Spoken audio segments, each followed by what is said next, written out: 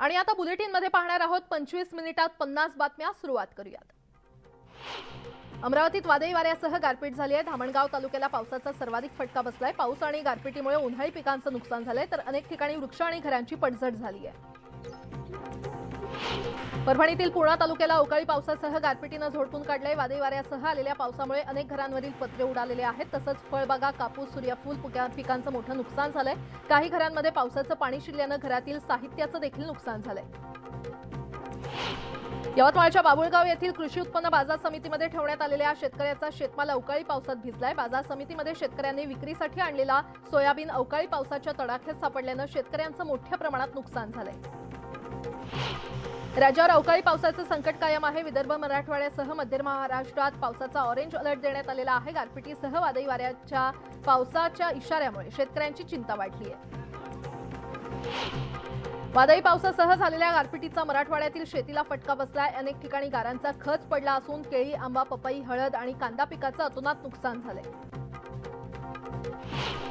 चंद्रपूर जिल्ह्याच्या तापमानात गेल्या आठवड्याभरात तब्बल 11 अंशांची घट झाली आहे। 8 दिवसात चंद्रपुरातील तापमान 43.6 अंशांवरून 32.8 अंश सेल्सिअसवर आलेलं आहे। भुसावळ शहरातील पाणीपुरवठा विस्कळीत झालाय। अनेक भागात 10 ते 15 दिवसांनी पाणीपुरवठा होतोय तर नवीन पंप जोडणीच्या कामामुळे पाणीपुरवठ्यावर परिणाम झाल्याचं बोललं जातंय। मात्र ऐन उन्हाळ्यात नागरिकांचे प्रचंड हाल होत आहेत। नागपुरातील बहुतांश भागात आज पाणीपुरवठा बंद असणार आहे। देखभाल आणि दुरुस्ती कामासाठी 34 जलकुंभांवरून पाणीपुरवठा खंडित असणार असून पाणी जपून वापरण्याचं आवाहन करण्यात आलं।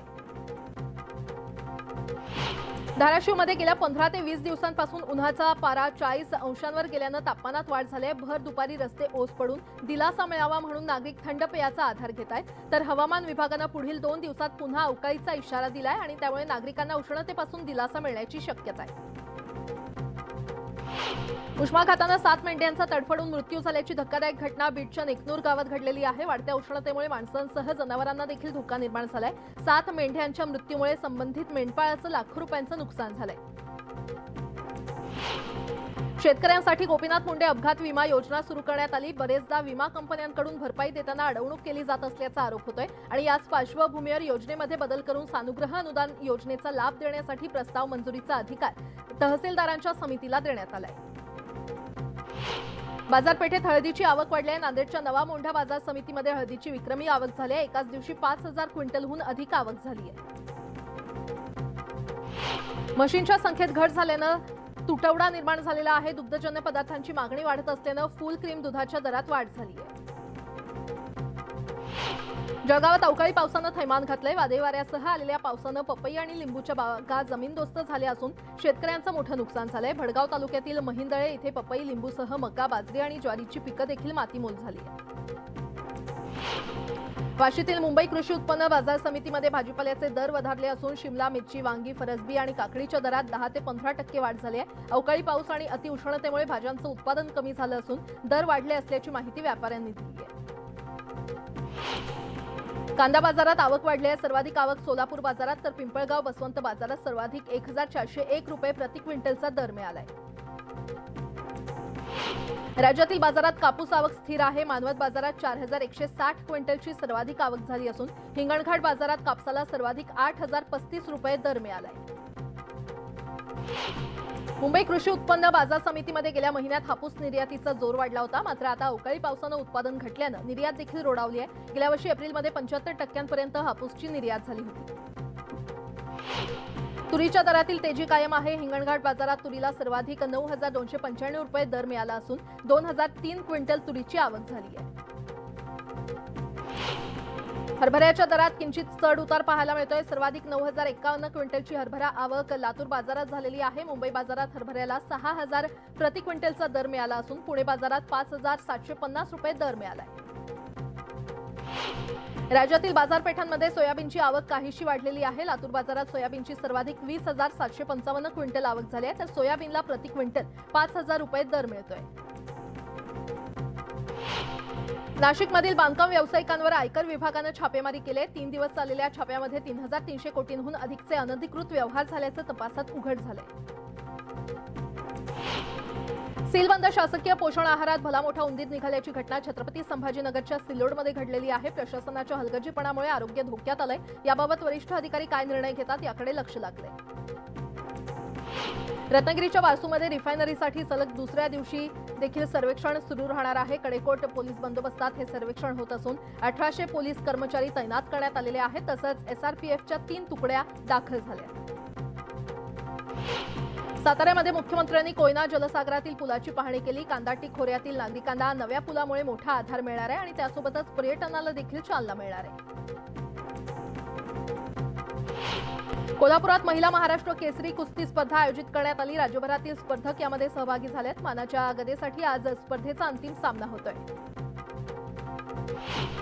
पालघर शिक्षण विभागातील भोंगळ कारभाराविरोधात कष्टकरी संघटनेनं डहाणू तहसीलदार कार्यालयावर धडक मोर्चा काढला। ग्रामीण भागात शिक्षकांचा अभाव, शिक्षणाच्या दर्जाचा उडालेला बोजवारा याकडे लक्ष वेधण्यासाठी हा मोर्चा काढण्यात आला आणि यानंतर तहसीलदारांना कष्टकरी संघटनेकडून निवेदन देण्यात आलं।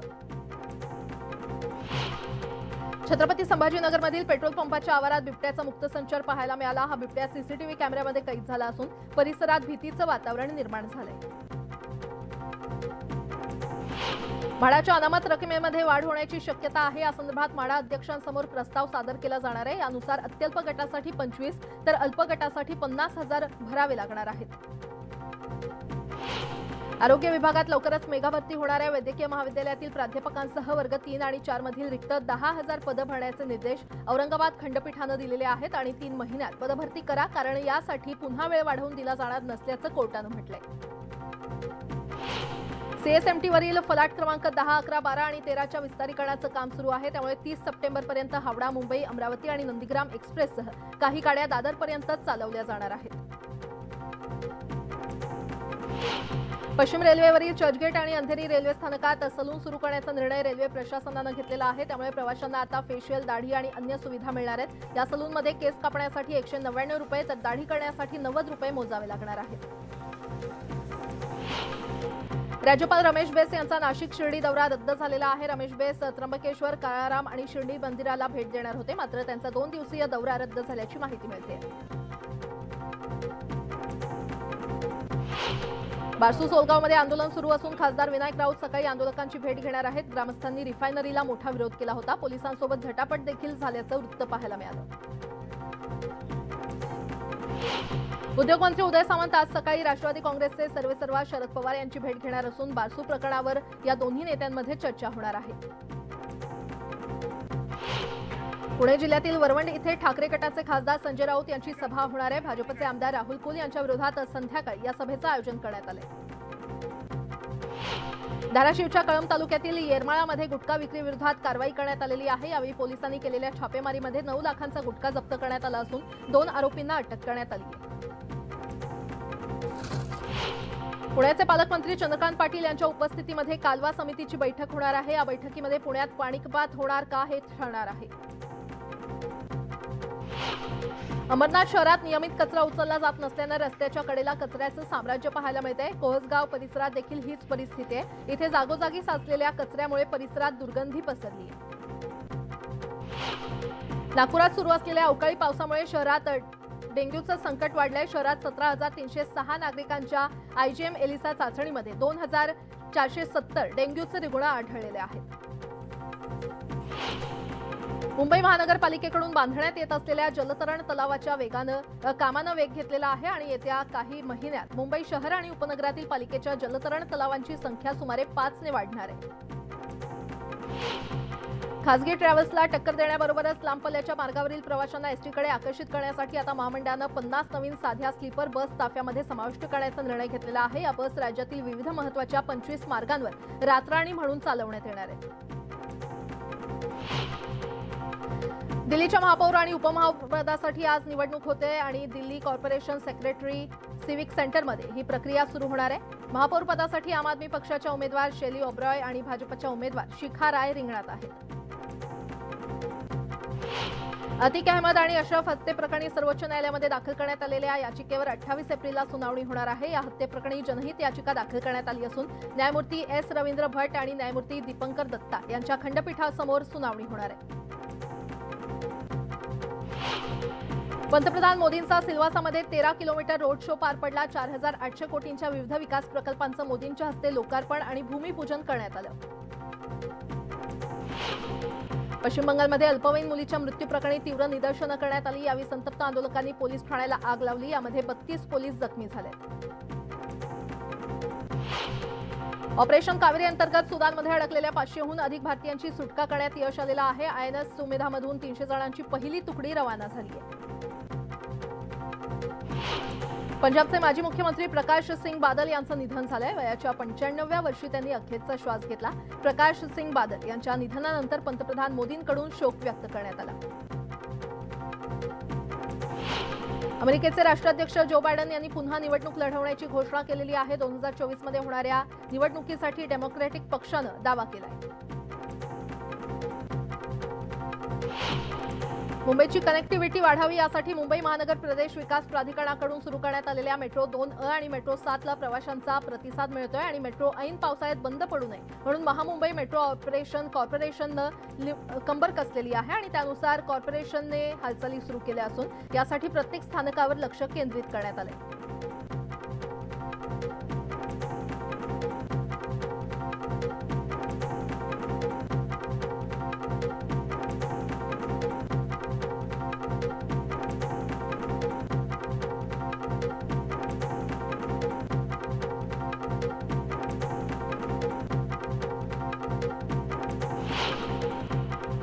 आणि यासोबतच इतरही काही महत्त्वाच्या बातम्या आपण पाहणार आहोत. तुर्तास एक छोटासा ब्रेक. पाहत रहा न्यूज 18 लोकमत.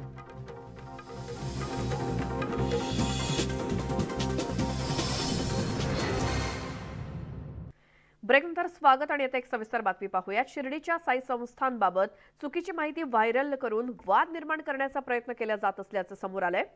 साई संस्थांनं हज यात्रेसाठी कोट्यवधी रुपये दिले, मात्र राम मंदिरासाठी पैसे दिले नाहीत अशा आशयाच्या काही पोस्ट व्हायरल करण्यात आल्यात. पण संस्थांनं या बातमीचं खंडन केलंय. पाहूयात.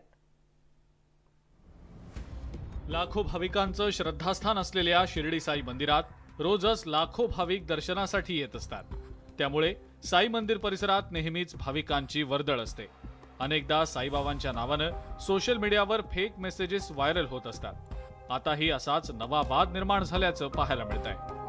गेल्या काही दिवसांपासून सोशल मीडियामध्ये साई संस्थांबाबत एक पोस्ट व्हायरल होतीये. यामध्ये हज यात्रेसाठी साई संस्थाननं 35 कोटींचा निधी दिला, मात्र राम मंदिरासाठी देणगी दिली नाही असा दावा करण्यात येतोय. मात्र साई संस्थाननं या माहितीचं खंडन केलंय. शिवाय अशी कुठलीही निधी देण्याची तरतूद नसल्याचंही संस्थाननं स्पष्ट केलंय. श्रीराम मंदिर बांधण्यासाठी आम्हाला संस्थानला कोणी निधी मागितलेला नाही. त्याचबरोबर जो 2004चा जो कायदा आहे विधान भवनाने संमत केला आहे, ज्याच्यानुसार शिर्डी संस्थानचा कारभार चालतो, त्याच्यामध्ये अशा प्रकारे कुठल्याही धार्मिक स्थळाला निधी देण्याची कुठलीही घटनात्मक तरतूदच नाही. त्यामुळे सोशल मीडियावर ज्या बातम्या प्रसिद्ध केल्या आहेत सध्या त्या पूर्णतः खोट्या आहेत. साई संस्थांबाबत सोशल मीडियामधल्या या अपप्रचारामुळे शिर्डीतले ग्रामस्थ सुद्धा आक्रमक झाले. बाबा हे सर्व धर्माचे आणि सर्व विचाराचे दैवत होते. चुकीचे विचाराच्या लोकांना जर का बाबांच्या विषयी किंवा संस्थेविषयी काही बोलत असेल तर त्यांनी ह्या ठिकाणी खूप विचारपूर्वक बोलणं गरजेचं आहे. कारण ह्यानंतर आम्ही ऐकून घेणार नाही. आमची भूमिका ही 100% आक्रमक असणार आहे आणि त्या व्यक्तीला त्याला तसं उत्तर दिलं जाईल. साईबाबांनी सर्वधर्म समभावाची शिकवण देत सबका मालिक एक हा मंत्र जगाला दिला. मात्र त्यांच्याच नावानं खोटी माहिती पसरवून साई संस्थानला बदनाम केलं जात असल्यानं शिर्डीतून संतप्त प्रतिक्रिया उमटतायत. हरीश दिमोटे, न्यूज 18 लोकमत, शिर्डी.